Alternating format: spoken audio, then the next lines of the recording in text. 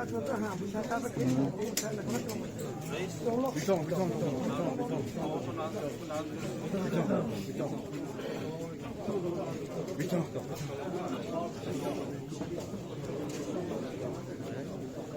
با تخلص نوروز برآمد میکردند با این جهان پدرود بودند.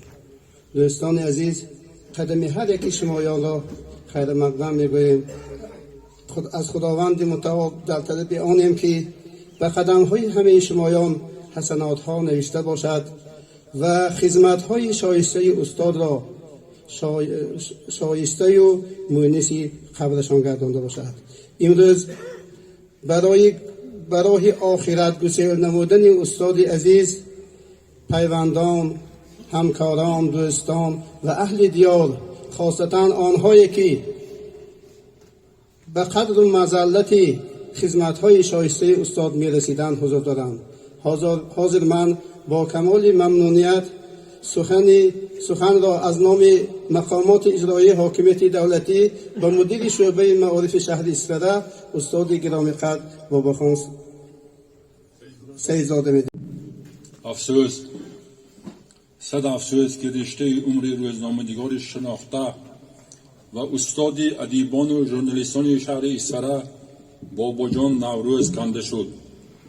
باباجان نوروز تمام عمری با برکت خود را بهر رشد نمو و سرسبزی های اصفهان بیش آسا، ترغیب و تشویق سیاست دولت و حکومت، بلند برداشتن معرفت سیاسی حقوقی، وسیع نمودن جهانبینی مردم اصفهان صرف کردند.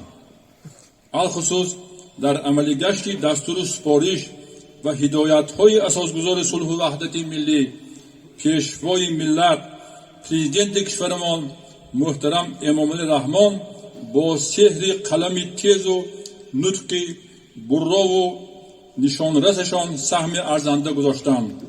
باباجان نوروز نه فقط به اهل قلم اصفهان بلکه به همه اهل ادب شهر اصفهان حق استادی داشتند، زیرا نوشته‌هایشان همه مکتب مهارت، خزینه معرفت، صیقل قلم و ملکه ایجادکاری بود.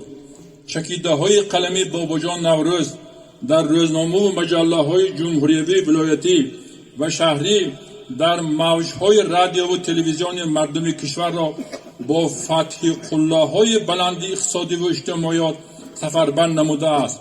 مقاله های جذاب و حقیقت نگارشان بهر اصلاح کمبودی و نارسایی های حیات اجتماعی مردم، ترانه و نویله هایتان جهت بلند برداشتن ذوق بدیعی دوستداران ادبیات مساعدت نمودند. مهارت و استعداد، تجربه و ملکه ژورنالیستی باباجان نوروز همچون ختم کرده بخش تاشکندی انستیتوت بین‌الخلقی تلژورنالیستیک شهر مسکو، کارمند روزنامه کمونیست اصفهان، رادیو و تلویزیون ولایت سوخت، محرر رادیوی محلی، رئیس کمیته رادیو و تلویزیون حکومت شهر، به اهل ادب و روزنامه‌نگاران نوقلم مکتب آموزش صیقل قلم بود. اثرهایشان شخصیار مادر، اصفهان، уточнение легенда، رساله شفا، از حکمت‌های طب قدیم، ترانه و حکایت‌هایشان کتاب درسی هر یک سرسپرده ادبیات روزنامه‌نگار محسوب می‌یابد. فعالیت کسبی باباجان نوروز سال 1967 در روزنامه کمونیست اصفهان حال و نسیم اصفهان به حیث مدیر شعبه آغاز گردید. مهنت صافدلانه صداقتمندانه باباجان نوروز با مدال‌های برای شجاعت حربی، 100 سالگی لنین، 60 سالگی قوای مسلح SSR، اینچنین نشان سریسینگی علاچه ساختمان‌های حربی و ارمان کارمند شایسته تاجیکستان قدردانی گردیده است. با توصیه کمیته حزبی شهر و با کمک سازمان اتفاق ژورنالیستان ولایت، باباجان نوروز سال 1972 تا سال 1987 در کمیته نو تشکیل تلویزیون و رادیو ولایت پرمحصول کار کرد. از سال 1987 تا سال 1992 سرمحرر کمیته رادیوشنوانی، سال 1992 تا سال 1998 رئیس کمیته تلویزیون و رادیوشنوایی حکومت شهری اصفهان بودم. در رشد نموی این ساحه مهم ایدئولوژی پرمحصول فعالیت نمودم. تشکیل مکتب مهارت مخبری و راویگی در نزد رادیوی محلی مساعدت کرد که بسیار جوانان ایجادکار از زینه‌های این مکتب گذشته در انتخاب کسب و هنر خطا نکردند. مهنت و در ساحه رادیوشنوایی و مطبوعات دوری باباجان نوروز را شرفمند گردانید. با توصیه‌های حکومت شهری ولایتی و فرمان پرزیدنت تاجیکستان برای رشد و نموی فرهنگ، ادبیات و علم، اینچنین آفریدن یکچند اثرهای علمی، بدیعی و طبی مردمی سال 2001 با عنوان فخری کارمند شایسته تاجیکستان خدشناسی کرده شدند. خاطره اینه که باباجان نوروز هرگز از دیار ما فراموش نخواهد شد. الوداع، الوداع، الوداع دوستی عزیز. من از نام رئیس شهر اصفهان، مقامات اجرایی حکومت شهر اصفهان و همخانه ها، اهل عائله، خویش و تبار، همکسبان همدردی بیان می‌نمایم. رحمت به دقتتون. دوستان عزیز، استاد باباجان نوروز سالهای زیاد در کمیته رادیو و تلویزیون ولایت نیز فعالیت بودند. حالا سخن را به یکی از همکاران، سابق همکاران، دوستی بسیار نزدیکی استاد عزیز گرامی قدر، نویسنده حجمنگار عبدالحمید جورف میدیم. مرحمت استاد.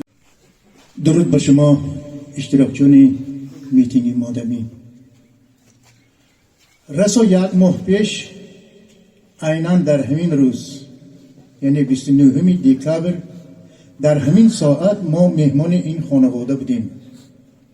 ایشان را به مناسبت 75مین بهار عمرشان تبریک و مبارکباد گفتیم. تمنا نمودیم، آرزو کردیم که جشن 80 سالگی، 85 سالگی و 100 سالگی را یک جای قید میکنیم. میگویم که خواستی خدا میشود و خواستی بنده نی. من امروز ما دوست عزیز باباجان نوروز را به خانه آخرت گسیل میکنیم. من با باباجان نوروز تا دوری به نفقه برآمدن در کمیته تلویزیون و رادیو یک جای فعالیت بردم. این کس شخصی بسیار همه شخصی خاکسار، مهربان، خوش سخن، خوشگفتار بودند. با نوشته های خود، با رفتارهای حمیده خود بین همکاران محبوبیت خیلی کلان پیدا کرده بودند. باباجان نوروز برابر ژورنالیستی ورزیده بودن، بسیار شاگردان را نیز تربیت کردند. شاعر می‌فرماید ما می‌رویم و این جهان می‌ماند.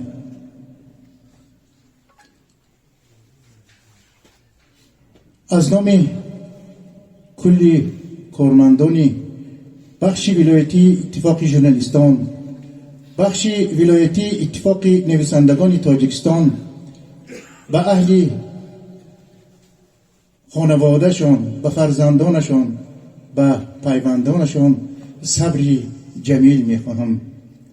الوداع دوست عزیز، الوداع. السلام علیکم. در حقیقت برای ما علاسوس ژورنالیست ها، کارمندان مقامات اجراییه، آنهایی که با باباجان نوروز همکار بودند و هم طبق بودند و هم قدح بودند و هم نشست بودند و هم قلم بودند، بسیار دشوار است. امروز ما سخنهای گفتن نمیتونم. در حقیقت آدمی انسانی نیک بودند، بسیار مصلحتگر بودند، خوش سخن بودند، خوش گپ بودند. چیزی که میگویند هم نکته فهم و هم نکته سنج و هم نکته دان بودند. در هر کار با ما من هم یکی از شاگردان همین باباجان نوروز به حساب میروم. هنوز در دوره مکتب خانه تحصیلی در مؤسسه رقم 7 تحصیل کردن ما با روزنامه نسیم ایسپره، اون وقت کمونیست ایسپره بود، رفت آمد داشتیم، خبرها می آوردیم. محض با دستگیری همین آدم، با توصیه همین آدم، شخصا من ژورنالیست شدم. شخصا من در کمیته تلویزیون و رادیو دوشنبه تاجیکستان کار کردم و امروز وقتی که به ایسپره آمدیم در همینجا هم مصلحتگر و نصیحتگر و راه نشان دهنده من محض باباجان نوروز بودم. باباجان نوروز همچون سابقه داری مهنت در چاره‌بینی هایی که ما میگذرانیم، شورای سابقه دار جنگ مهنتی ایسپره، در همین چاره‌بینی ها جمعیت سیاسی باشد، خواه فرهنگی باشد، البته اشتراک می نمودند، توصیه ها می دادند، مصلحت ها می دادند و ما را همیشه هم قدم بودند. بسیار دشوار است، بسیار اندوهگین است، بسیار نمیدونم جبر گویم، ظلم گویم، برای ما از خدا شکوه کردن نادرست است، لیکن برای رفت این کس کنده شده رشتهشان برای ما بسیار اندوهگین است. با هم اهل عائله، با شرکت سواران و هم قلمان، با آنهایی که با آنها استاد باباجان نوروز هم قلمی استادی داشتند، با همینها صبری جمیل تمنا میکنم. بگذار آخرتشان آباد باشد، بگذار آن نصیحت و نیکی هایی که آن کس کردند، آن حاجی بودند، آن دعای و آن فاتحه های نیکی که آن کس کردند برای آخرتشان دست آویز باشد. با همه شما صبر جمیل آرزو میکنم. السلام علیکم علی جماعت. بعد از دنیا رفتنی اقبال دین برای من این دویمین تلفات بزرگ است. از شهر خوجند با یک دلی پرغم آمدم. درودی واپسین میگویم به حاجی اکوی عزیزم، به باباجان نوروز. همه گپ و همه کار و همه زندگی شما شایسته بود. پروردگار جایتان فردوسی برین کند، از روضه خلدی برین جایگیر باشید. روحتان، روح پاکتان تربیتگری همه دوستان باشد، برادران باشد. به اهل بیتتان، به همه نزدیکان صبری جمیل آرزو میکنم. الوداع اکوی عزیزم، الوداع، الوداع. این صدقات ها بهترین خیرات ها، بهترین عمل خیرها این صدقات که توفیل سخن به عمل برآورده میشود. استاد گرامی قدر تمام حیات باشعورانه خود را توسط سخن، توسط نطق صدقات ها کردند، یعنی جمعیت را به راه راستین هدایت نمودند.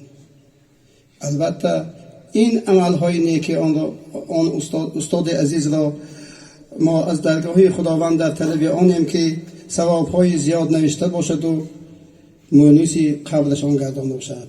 الوداع، الوداع، الوداع استاد عزیز. به دقتتان تشکر.